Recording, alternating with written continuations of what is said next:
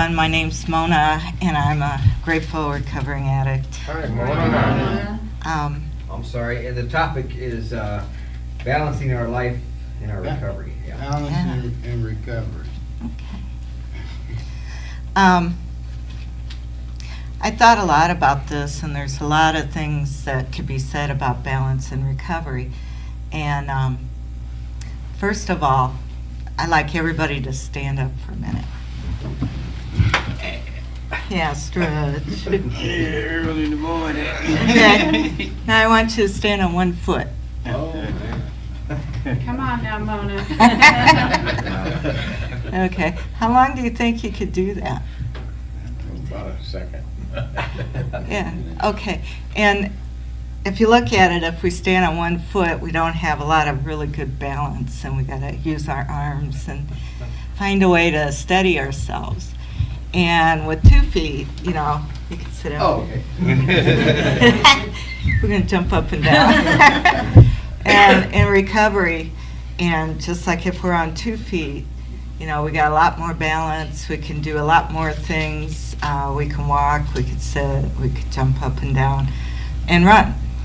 So I'm looking at balance and recovery in that way, because when I first came into the program, I had no balance at all. I was physically a wreck, spiritually didn't know what that was, mentally, you know, all messed up, and emotionally.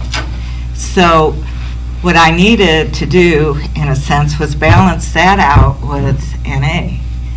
So what I did, instead of hang around the dope houses and using buddies and all that, I started hanging out and going to lots of meetings, which back when I got into recovery wasn't very many, and hanging out with recovering addicts. I went into, well, I got clean in 1980, and Right. thank you. In 1980, there was only one NA meeting in our city, and we only had the little white book, you know, to read for meetings, and that was enough. But there wasn't meetings I could go to any time, anywhere. There wasn't a lot of recovering people to call. And about that time, they started the Mid-Coast region, which was a 3-state region. And Jeff and I were talking about this, and we'd all, you know, just be zoned in and going here and there for meetings all over the different states and working for the good of NA. And, you know, for me, I put my heart and soul in there, because it was bad enough with all this stuff going on in my head, my addiction screaming at me, you know, let's go party. You know, that helped balance that out and kind of get rid of that. So for me, working in the program a lot and substituting all the stuff I used to do with new stuff in recovery helped me learn recovery, made more of a commitment for me to recovery, and it kind of balanced that out. Now, after a while, when you're, you know, immersed into recovery and NA all the time, and you start, you know, feeling better, and you start thinking better, and you look at that useful member of society that you used to hate when they read it in meetings, because who wants to be that? I just don't want to use. And then you start thinking, well, I have to go to work, and I want a family, and I want to have a better life. So I have to balance that, learn somehow to balance recovery with a relationship, or with a job, or with school, and so on and so forth. Now, envision if you have a car and you're going about 70, 80 miles an hour down the road, and you have a blowout. What's going to happen? Crash. Going to crash. Now, you might be able to stand on the brake and get the car to stop, but it's like, you know, it's difficult. And in recovery, there's times that we can get in that situation where we get a tire blowout. And that's one of the areas in life that we're out of balance. And I look at it as mental, spiritual, and physical and emotional recovery. And if I'm not taking care of all those areas, I could have a blowout. You know, like if I don't go to too many meetings because I'm feeling good, my car's running excellent, you know, I can skip this one and that one and go do something over here. And pretty soon, I feel that shaking of the car, you know, the tires getting low and getting ready to blow out. So what I have to do is go sit in a meeting and start doing inventories and seeing what's going on, where am I going wrong, and get back on track and get that tire fixed so I don't blow up and crash or go out and use. So the first 3 steps, I look at it as a good balance, because step 1 is I'm powerless and my life's unmanageable, and if I use one's not enough or one's too many and 1,000's never enough, and I don't want to go back there. And 2, you know, being restored to sanity while being clean for, you know, a few months or a year, you start to think pretty good, and your sanity starts coming back, and that's all nice. And then, you know, the higher power, you know, God is, we understand Him and asking for, you know, His care to take care of our lives, parts we can't manage. And so if we got that, we have some sort of balance for, you know, like a stool. And if one of those legs go out, you know, the stool's going to start rocking and maybe another leg fall out, you know. So those 3 steps are very important. And then I look at the middle steps as like a maintenance thing. We're taking inventories, looking at our character defects. And we need to do that. And step 10 says we do that every day. Now, when I have a real hard time getting up in front of people and speaking. I get really nervous. And I was taking some time to myself, and I was thinking, oh God, I'm so scared, and I don't know if I could do this. And then I'm used to taking an inventory, so I'm listening to this in my head, and then I'm going, Mona, you've been clean for quite a while, and you're being self-centered because you're looking at your nervousness and not at what you can give to other people in their recovery. So I have to keep that in my mind, because I'm the type that likes to sit back and listen and say, yeah. So step 10, you know, can help us keep balance in our everyday life. You know, if you get in a habit of looking at what's going on, and when you get nervous or angry or whatever, we need to look at, you know, what part is mine that I have to look at and change. And step 11, you know, God's will for us. No, that's step 3. But keeping that conscious contact is also important. And I got to the point where, you know, my sponsor taught me how to stay in contact. You know, she said, if you're driving the car, here we go back to the car, and you're at a red light and you're in a hurry and you're all upset, she said, pretend your higher power's next to you in the seat and tell them all about it, you know. And so I did, and that kind of helped me, you know, stay a little more grounded and have that conscious contact. And then step 12, carrying the message to the addict who still suffers. Now that, you know, is like the end part of my balance to the front part, and all the things we do in the middle. I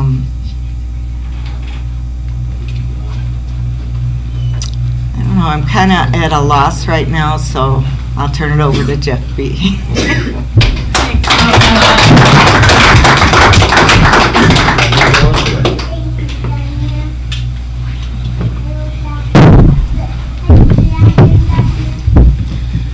Hi, I'm an addict named Jeff. Hey, Jeff.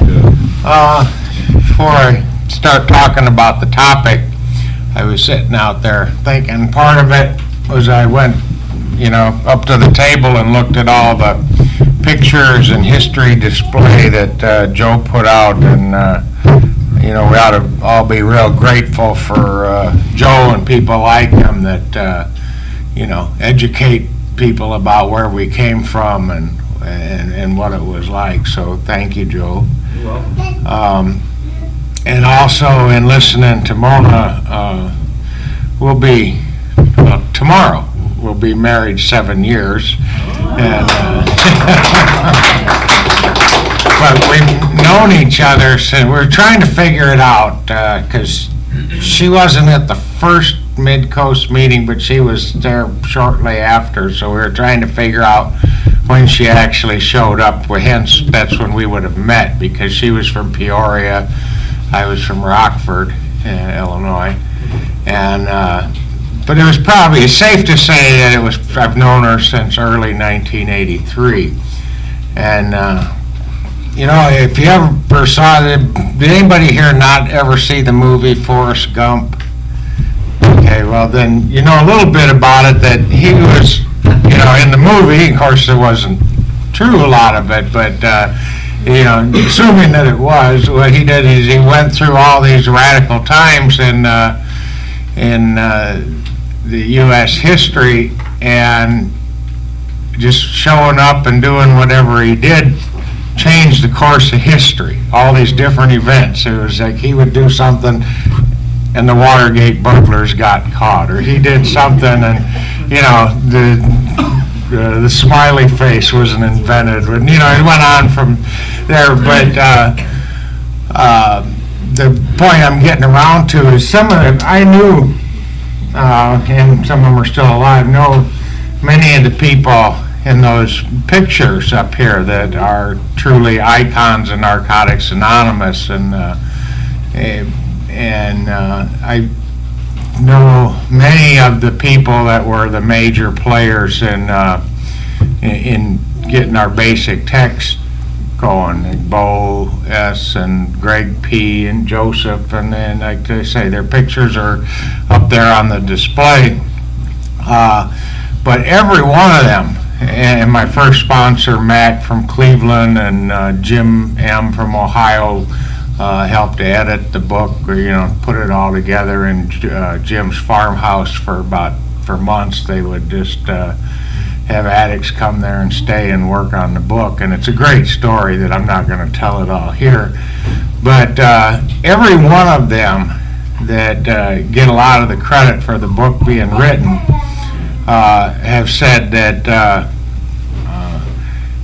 what makes our book special and different from just about any other book on recovery is that it's the voice of over 1,000 addicts. It's the people that just showed up to these lit conferences all over the country, and whose name will never appear anywhere, whose picture won't be on the history thing.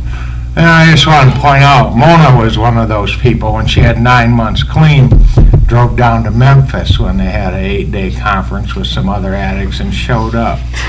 And, so I mean, it's there's a lot of people that are still clean today that make a difference by showing up, by putting their heart and soul into their recovery and carrying the NA message. And not, the point isn't to deify them, it's to say you can do it too. If you're that newcomer with 3 or 4 days, you have something to offer the addict with 1 day clean, or the addict that hasn't made it here yet. And if you're the addict with 2 years clean and think that you've given enough to the program and it's time that you start getting something back out of it, you never stop giving. Those people didn't stop giving. Mona's been here 26 years. She's still giving, and it doesn't mean that you don't get a life out of it. And this is kind of my segue into balance and recovery. The 12th step says, having had a spiritual awakening as a result of these steps, we try to carry this message to other addicts and to practice these principles in all our affairs. And that key point at the end practice these principles at all our affairs means that what I get from NA, what I get as a result of these steps, that spiritual awakening, doesn't mean that NA is part of those, the work, the education, the family, the self-service society. NA isn't one of those edges on the medallion. It's the whole thing. It's practicing those principles in all my affairs is what gives NA recovery part of all. That is the balance, at least for my balance. I mean, you may have other spiritual paths that supplement your NA recovery or whatever, but it's that metamorphosis, that change of character, and that happens within us that makes us somebody different than the addict we used to be. That's what gives us the ability to even have balance. So we're starting from that premise. We stayed over at a bed and breakfast place. I'd never been to one.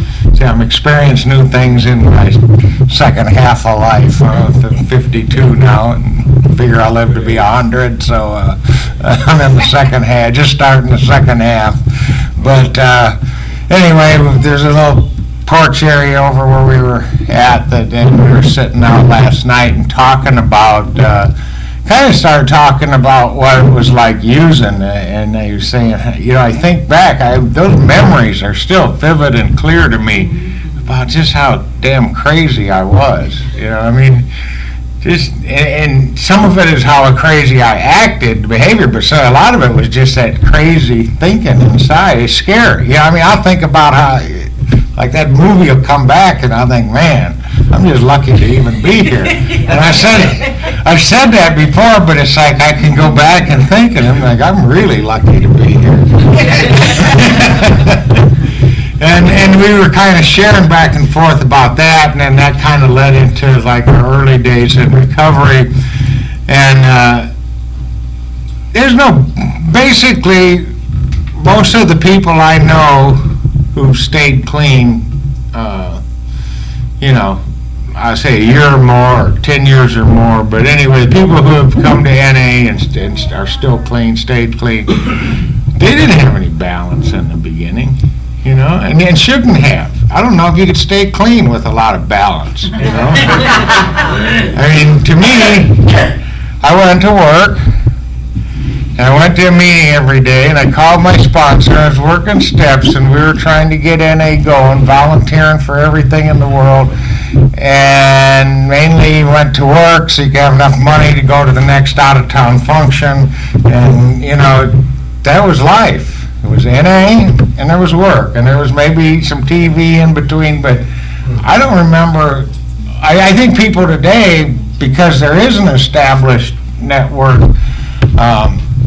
tend to have more more balance in recovery. I mean, I know addicts that are fairly new that go to meetings regularly and shit, they play golf, They do stuff that I had forgotten about using and didn't realize was still out there for a while, until after I got clean. But if you're going to 90 meetings in 90 days and you're calling your sponsor every day and you're working steps and you're doing all the things that are suggested, and suggestions, I think somebody told me just the other day, they looked it up in the dictionary and they got one word out of that and they looked up that word and it said proven to work. So it's suggestions or advice that's proven to work. But we have all these suggestions, and if you're doing those, you really don't have a balanced life in the traditional sense. You have an enriched life. You have a life that you're getting gifts that you probably need in order to replace all the devastation that you caused to yourself and others. But, there's a grace period there in early recovery where you should immerse yourself and not worry about if you have all your bases covered. Because, you need to be able to suit up and have a glove and not be standing in the ball field naked, before you're worried about if you can cover first, second, and third base, But once we get past that, and I want to stress that to people, I don't know how many new people are in the room, but right now, your job is to build a foundation for your house of recovery. And you build that foundation right here through going to weekend events like this, and then going to your home group and every other group that you can lay your hands on until that change starts to come where you don't have that obsession to use every day or every week. And, eventually, one of the, I don't know if I'd say promises, but one of the things that happen if you stay clean around this program and you work steps and you allow the healing process to take place and participate in it, that obsession to use will leave you. If I want to use today, it's probably because I'm doing something wrong. I'm not doing some of the things I'm supposed to be doing. Because when I got here, I didn't know how not to use. I didn't know how to go into a store and I was clean several months and I was still going in the store checking out the surveillance. Not that I was going to steal. I got that part, rigorous honesty. You don't pick up a drug and you don't pick up shit and put it in your pants and you don't. But that was all part of my using and my addiction, and I would still find myself just seeing if I could have done it, And in time that passed too, it's a whole statement on the 6th and 7th step that if you don't feed into those defects long enough, they start to diminish and not become right up in your face. But they're there if you want to pick them up again. You want to give them some more power, just start thinking about them or start doing them, But anyway, we get past those daily urges to use. I had an urge to use every day for the first 9 months of my recovery, and then somewhere around that time, and I was doing all the stuff people told me to do, and somewhere around that time I realized I hadn't had an urge to use in 3 days, and immediately I got one. But they became less intense each time I said no. Sometimes at some point it stopped being an obsession to use and became an urge to use, and at some point it stopped being an urge to use and became a thought about using, until it's not that often that I even have thoughts about using. Maybe I think about other people that are using, but as far as me picking up a thought about that is, like I said before, it's usually evident that I'm not doing something I'm supposed to be doing. And it's a pretty rare day when I consider that as an option. But that happens over time. Like it says in the literature, we didn't become addicted in one day, so remember, easy does it. Easy does it doesn't mean, you got 10 years to work the steps. It means that this healing process takes some time, be patient. It doesn't mean, I'll get around to it when I want to. It means that you do the best you can, and the power of the program, the God of your understanding will heal you. Just like if you break a leg, if you do what you're supposed to do, put it in a cast, stay off of that, you can't go dancing the next night, but in time you'll heal and it'll get better and stronger. So is our recovery. So having said all that, I sometimes take a long way to get to where I want to be, but I wanted to be clear about, the balance in recovery that we seek doesn't come overnight. You're not even ready to seek it until you get some kind of foundation in the steps, and that, you're not fighting that urge to go out and get loaded. But having reached that point, then what? You know, I mean, I don't want to be here at 23 years clean and still have to go. I'd like to be able to go to a meeting every night, you know, because I like going to meetings, I like the people. But I don't want to feel like if I don't go to a meeting every night, I'm going to use. If I don't do this, I can't do anything except go to work and do NA, then, you know, there's something out of balance there. You know, it's all right, it's probably expected at 90 days clean, you know. At somewhere down the road, then I might want to add some things to my life. And the picture that I like to think of is like a tree. We've got plenty of trees out here, you know, you can get the picture if you can't do it from my words. You know, that tree starts out pretty small, and it's got just basically one main branch, which later becomes the trunk. But when it's grown, when it's older and developed, there's a lot of limbs, there's a lot of branches. And my NA recovery, my sponsor, the meetings, the active fellowship time, what I'm talking about is time spent on NA, not the principles that I practice, because they go in everything, but the time spent on NA, that's like the trunk.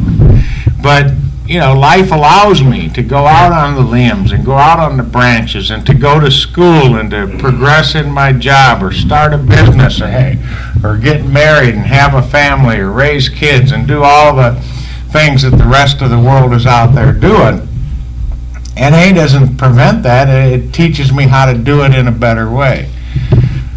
But if the wind's blowing and those branches are starting to shake, I know that I need to get my ass back to the trunk where it's steady and safe and I can grab on. And to me, that's the kind of balance. When I'm, you know, when the branches are moving and I'm feeling unbalanced, you know, I need to get back to where, you know, to where it's safe, to where I can get reconnected and balanced. I mean, then the best thing is you don't get so far away that you forget that there is a trunk either. I mean, even with recovery, being in recovery a while, you know, I go to 2 meetings a week. You know, one for sure, no matter what. If I've got a Friday night meeting we go to in Oregon, and if I'm not there, it's because I'm out of town and can't be there. And then I'm trying to get to a meeting wherever I'm at. And, you know, and then there's a Monday night in Rockford meeting that some of the guys I sponsor and just people that I know, we get together, and then afterwards they go out to eat. So it's kind of a good meeting for me to go to also. You know, I still go to meetings, so that's part of that balance. Part of one of the roles that I play, and maybe that's a better way of saying it. We each have roles that we play in life. And when I had I did an inventory, 4th step, and my last one anyway, and out of that came some values, things that I believed in. And a lot of them are things that probably, if I shared them here, everybody would say, oh, those are good. But some of them were specific to me. My values, when you do a moral inventory, it's your morals, not mine, not your sponsors. But there's some things that are pretty universal, I would think. But some things are, you know, kind of particular to how your belief system is, or what you think is important. But the bottom line is, they're values that if I do those things, then I'll be the kind of person that I want to be. So out of steps 6 and 7, when I asked that my defects be removed, had identified those, stopped the behavior that fed into those defects in step 7, and I came up with this list of things that became my 10-step inventory. But it all surrounded, you know, these values of different roles that I play in life as a father, as a husband, as a worker, as an NA member. And so then, I had to take I had put down, okay, what is it that I need to do? What will prove that that I'm doing okay in this area, and if I came up with some things for each category. So then once you do that, then you have to say, those are the things that are what I deem as most important. And maybe for you, it's being an athlete, If the physical side of balance, like Mona talked about, the physical, emotional, spiritual, and mental side, maybe physical fitness is, an important thing. It's a good value. Probably wouldn't hurt me any. But if that's an important thing, then one of your roles is I'm an athlete, and not like, oh, I should exercise or I should probably eat right. No, I mean, you see yourself as I'm an athlete and I train, and the same way, on the mental side for balance, I'd see myself as a scholar.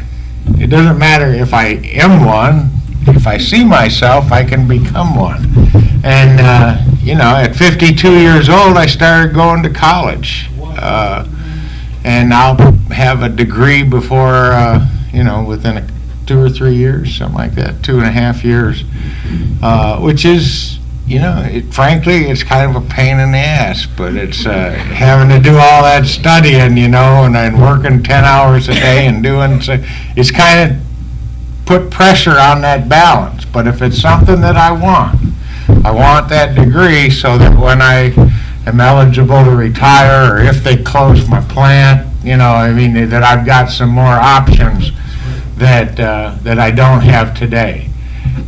So I'm willing to do that work because I want the reward. So then now education becomes part of that balance I need to find. And part of, some would call it time management, but I don't think there's anything about time management in the basic text. So we'll talk about, we'll call it priorities for the sake of NA language. I got to get my priorities in order and decide how much time am I going to spend on these things. How important is it that I watch American Idol when I got a paper that needs to be written, And one of the things that NA has taught me is that as angry and as resentful and as, I don't know, as ornery as I can be about being told no, a lot of times telling myself no is the best thing for me. Certainly when it was when it came to shooting dope, I didn't want to hear no, but when I started saying no, my life changed and got better. And the same thing's true when I just want to, cool out.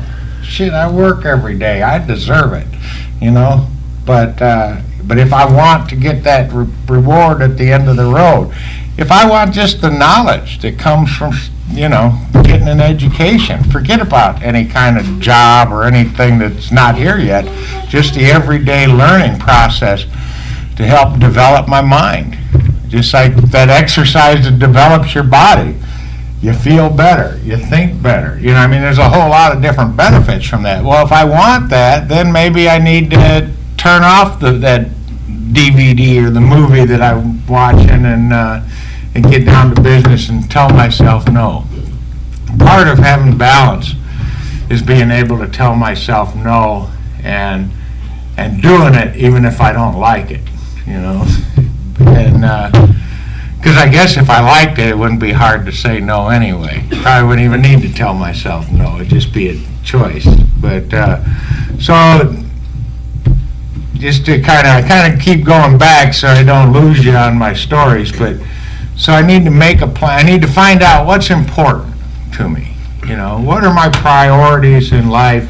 And if you do that through the inventory, through the step work that I do, but identify, maybe you just make a list, But for me, it worked out best to incorporate a lot of the things that I do through my experience with the steps, because that's practicing these principles in all my affairs. As a result of these steps, we got the spiritual awakening. So if I don't do the other steps, then what's the result? There's probably other ways to do it. There's a lot of business seminars and people that'll take your money to teach you a lot of similar skills. But to do it the NA way, I've had to do it as a result of these steps. So my values and goals came out of the inventories that I did. And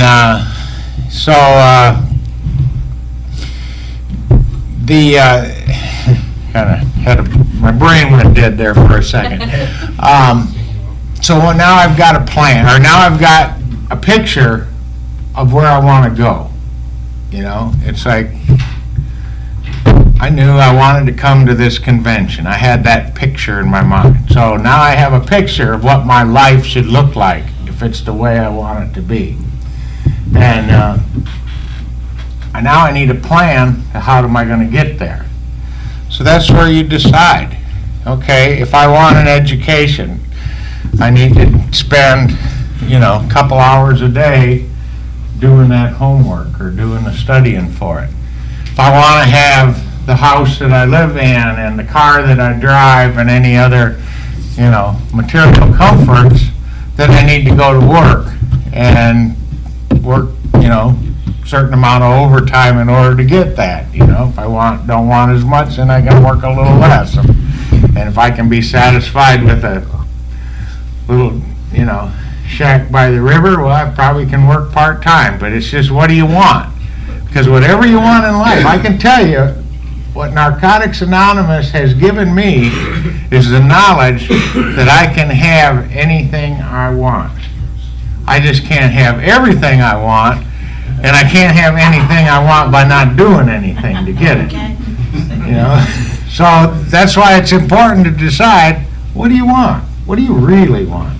Really, really, really want?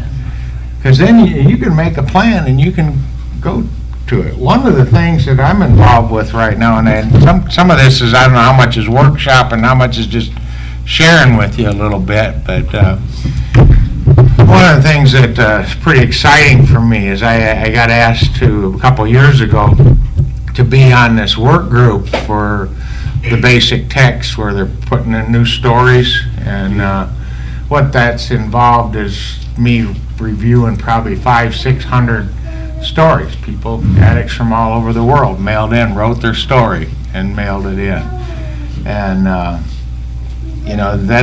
that's part of something that I decided, but it's a commitment. It takes time to read 500-600 stories and not just read them, but also evaluate some, and the ones that are getting down to the final mix, kind of saying, well, that needs this, we should do that, because there's going to be a certain amount of editing.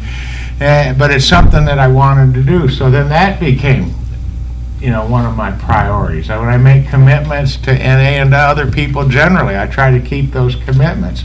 So each time you add something to this enriched life that we seek, you also add some responsibility to us to figure out a way, how am I going to get it done? So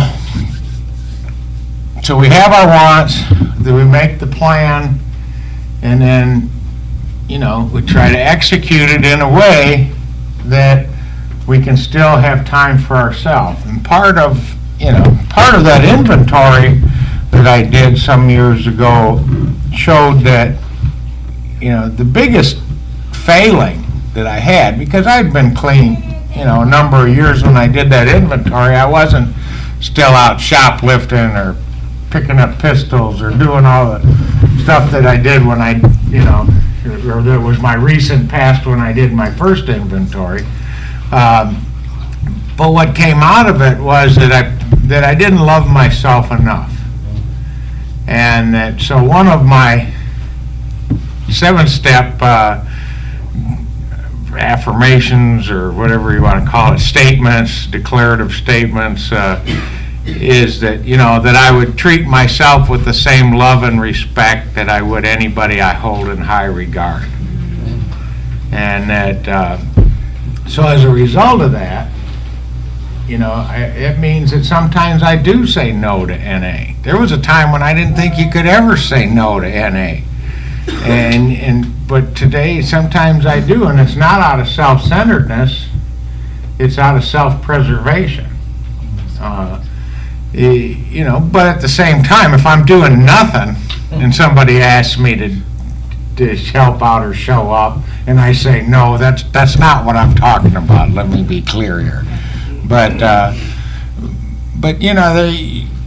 there's times when you're going to make everything has a cost.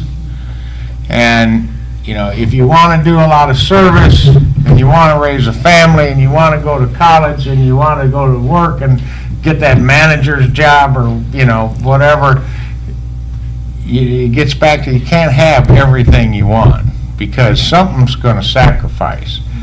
And if I go back and that's where I know what's most important. If family's most important to me, then I probably shouldn't be working 12 hours a day, 7 days a week and never seeing my family.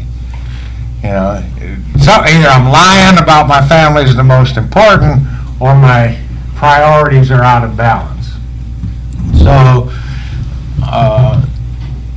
I guess I would just say that, in seeking balance in recovery, as far as how our amount of time and effort that we put toward things should balance with those things that we think are most important in life. And I've not done that, and I've done it. I mean, I know what both feel like. So if you don't know what they feel like, I guess either you're way ahead of me and you should have been doing this workshop because you've always been balanced, or you ought to try to, if it's the other side, you don't know what it feels like, then I guess, work to that. But one of the things that balance for me, that another way of saying it would be peace of mind. What do we really seek in recovery? After you've been here a while, what do you expect to get out of the steps? But, peace of mind. You want to be able to love others, love yourself. You want to feel respect and be respected. You want all those things. But more than anything, I think what I wanted was that raging insanity, lying, crazy voice that used to run me through the ringer all the time. I wanted that to just shut the hell up. And I wanted peace of mind. I wanted that good feeling, that centeredness of, that God-centeredness that the 11th step brings. That when we do prayer and meditation and we feel, I got it. There's the balance. That's the inner balance. What I've talked to up to this point pretty much has been the outer balance of the things that I do that allow me then to have time and the presence of mind to have that inner balance. And when I have that, that's another thing of practicing those principles in all my affairs, that I carry that through to the rest of the day. I don't like do an 11th step over here and then leave the peace of mind and serenity, in the bedroom or the living room or wherever it is you do that step work to get centered, and then I just leave it there when I close the door and go on about my day. It carries with me. That's the benefit of doing it. You take it with you throughout the day. It's kind of like taking a shower, you're still clean after you leave the house, but and when you do prayer and meditation, your spirit gets cleansed in a way that you still do that. But life's not perfect, the world's not perfect, neither am I. As the day goes on, just as I pick up dirt on my skin, or it tends to get a little bit contaminated, which is why I can, cleanse it at any time I want. Throughout the day, I can take a minute or two, close my eyes, get into that place, remember where I'm at, start over again. Kind of like washing your hands, And so I would say that spiritual part of finding balance is, if not the most important, it's no less important than the rest. And it has a direct effect on the emotional balance that I feel too, because when I feel God-centered more than self-centered, I'm not so angry. I'm not, so fearful. I'm not, all the things that are on that list in the 4-step guide. I feel my emotions are more like the lists that are on the things in the asset section of the 4-step guide. I'm loving, I'm peaceful, I'm caring, I'm hopeful, I'm energetic, So when my spiritual center is intact, then it's easier to achieve the rest of the things. And it's easier to go out and execute that plan that we were just talking about, so that I can do those things that I value most, so that I can be that person that I want to be. And as I go through life, every day is a learning experience. It's a lifetime of learning. But I would suggest to you that in our 5th tradition, it states that any group has but one primary purpose: to carry the message to the addict who still suffers. That we also need a purpose. We need to, and certainly that part of the 12th step, 12th step is the solution. That sponsor who's passed on that used to say, I might think I have a lot of problems. I might think I'm short. My problem is I'm short on the rent, or my girlfriend doesn't like me, or my boss gives me a hard time, or I've got, I might think that I have a lot of problems, but when I boil it all down, I really only have one problem.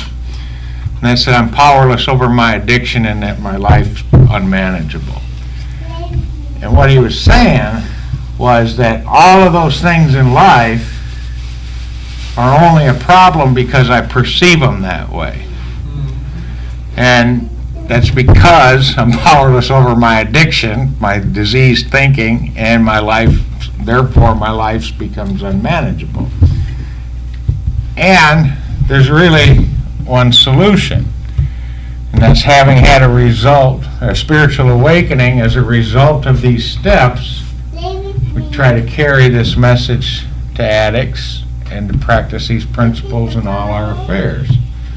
That I have the problem of my reaction to things, fear-based thinking and reaction to things.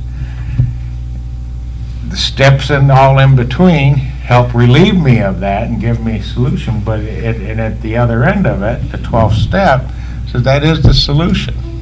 With the spiritual awakening, I can practice these principles in all my affairs.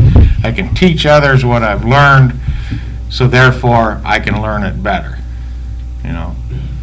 The 12th step, that part about carrying the message to other addicts, it's nice that we carry the message to other addicts for them, but what it's really about is by doing that, it reinforces our own recovery.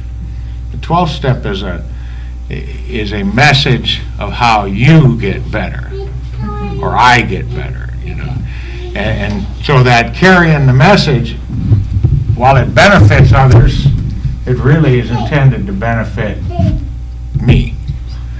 And so if that's the case, if helping others, teaching others what I've learned benefits me, then as that 5th tradition talks about for the group, with the primary purpose, shouldn't that be one of my primary purposes?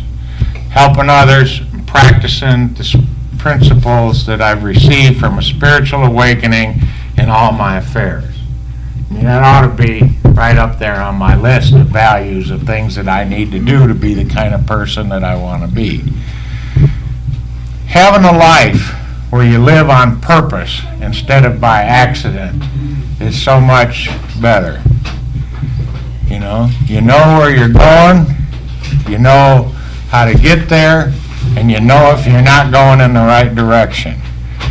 And just that alone, aside from the reward of achieving your goals, just knowing along the journey that you're doing the right thing for the right reason and you're on the right path, that's a heck of a lot better than it was before we got here, isn't it? But, so I think it's, we got about a half hour left, and there's probably some of you that can share some things that we haven't covered in a different way, and I certainly don't want to cheat anybody that would buy this tape out of the collective wisdom of the group. So I'll thank you for allowing me to come up here and share, and thank you, Joe, for asking us to come over. And with that, I'll turn it over to Joe, I guess.